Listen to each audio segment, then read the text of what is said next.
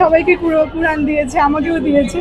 আমিও একটু দেখবো বাসায় গিয়ে যে কেমন কেমন জিনিস দিয়েছে। এই ট্রফিটা খুব পছন্দ হয়েছে, আবার ব্যাগ দিয়েছে, কলম।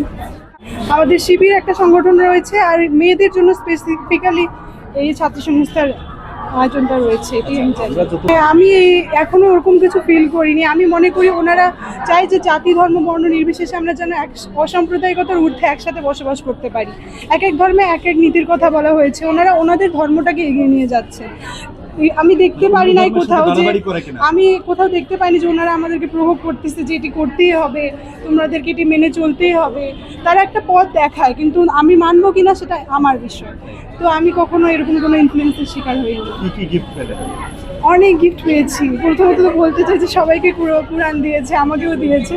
আমিও একটু দেখবো বাসায় গিয়ে যে কেমন কেমন জিনিস দিয়েছে। এই ট্রফিটা খুব পছন্দ হয়েছে, আবার ব্যাগ দিয়েছে, কলম, খাতা, আবার খাবারের আয়োজন। সকাল দুপুরে খাইনি কিছু, তো খাবারের আয়োজন করেছে, খুবই ভালো লাগছে। আমার নাম স্মরণী রানী কুণ্ডু। আমি দিনাজপুর থেকে।